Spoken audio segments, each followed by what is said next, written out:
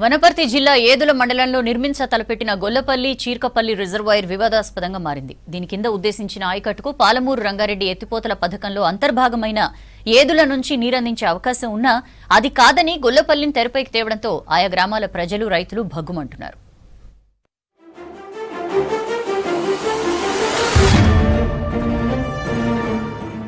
మహాత్మాగాంధీ కల్వకుర్తి ఎత్తిపోతల పథకం కింద ఎల్లూరు, సింగోటం, జొన్నలబొగుడ, గుడిపల్లిగట్టు రిజర్వాయర్లున్నాయి.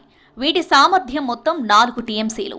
తెలంగాణ రాష్ట్ర ఆవిర్భావం తర్వాత ఎత్తిపోతల రోజులను 30 నుంచి 120కి పెంచి వరద జలాల కేటాయింపులను 25 టీఎంసీల నుంచి 40 టీఎంసీలకు పెంచుతూ 2016లో జీవో జారీ చేసింది అప్పటి ప్రభుత్వం.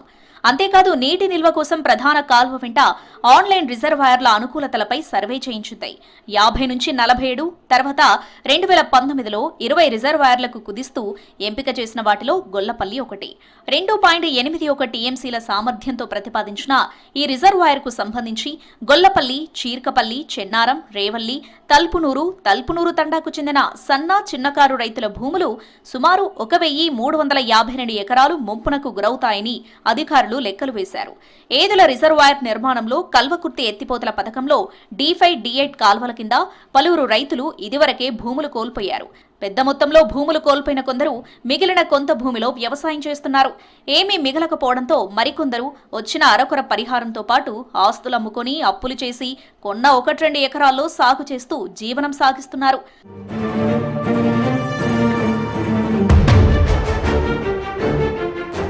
పాలమూరు రంగారెడ్డి ఎత్తిపోతల పథకం కింద 7 టీఎంసీల సామర్థ్యంతో ఏదుల రిజర్వాయర్ నిర్మాణం చేపట్టారు. ఈ క్రమంలో గొల్లపల్లి, చీర్కపల్లి కింద ఎలాంటి భూములు ముంపునకు గురికాకుండా ఆ రిజర్వాయర్కు ఉద్దేశించిన సుమారు 40,000 ఎకరాల ఆయకట్టుకు నీరందించేలా ఏదుల వద్దనే తూము ఏర్పాటు చేశారు. ప్రస్తుతం నాల్లాపూర్ నుంచి ఏదులకు వీటిని తరలించేందుకు మిగిలిపోయిన 2 కిలోమీటర్ల కాల్వ పనులు పూర్తి చేస్తే సరిపోతుందని రైతులు చెబుతున్నారు. బీఆర్ఎస్ హయాంలో 2019లో కేఎల్ఐ కింద గొల్లపల్లి రిజర్వాయర్ తెరపైకొచ్చినప్పటికీ పాలమూరులో భాగంగా చేపట్టిన ఏదుల నిర్మాణం నేపథ్యంలో ఆ ప్రతిపాదన నిలిచిపోయింది.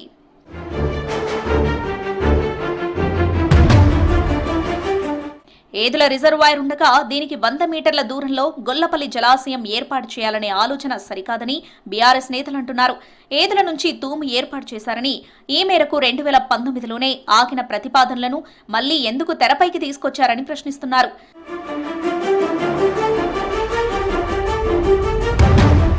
బీఆర్ఎస్ హయాంలోనే గొల్లపల్లి ప్రతిపాదన వచ్చిందని, అప్పుడు ఏదుల పక్కనే అని తెలియదా అంటూ హస్తం నాయకులు ధీటుగా బదులిస్తున్నారు. ఏదుల తూము ద్వారా వచ్చే ఆయకట్టును ఇప్పటివరకు అధికారికంగా పొందుపరచలేదని, అసలు రిజర్వాయర్ ఏర్పాటు ప్రతిపాదన అంశం పరిశీలన దశలోనే ఉందని, అయినా కమిషన్లంటూ బీఆర్ఎస్ రాద్ధాంతం చేయడం రాజకీయ పబ్బం గడుపుకునేందుకేనని విమర్శిస్తున్నారు.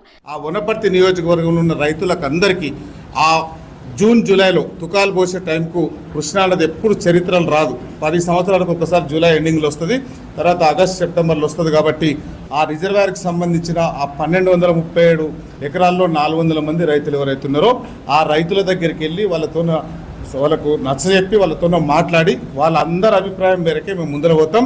ఈ సన్యాసాలు అడ్డం పడ్డా, ఇంకేదైనా చేసినా ఇక్కడ వనపర్తి నియోజకవర్గ అభివృద్ధికి వాళ్ళు ఏం చేసినా ఇది ఆగదని చెప్తూ వాళ్ళకి ఈ అభివృద్ధిని చూసి ప్రతిపాదిత గొల్లపల్లి రిజర్వాయర్ పట్టాలెక్కితే రైతుల భూములు మరోసారి ముంపునకు గురి కానుండటంతో ఆందోళన చెందుతున్నారు.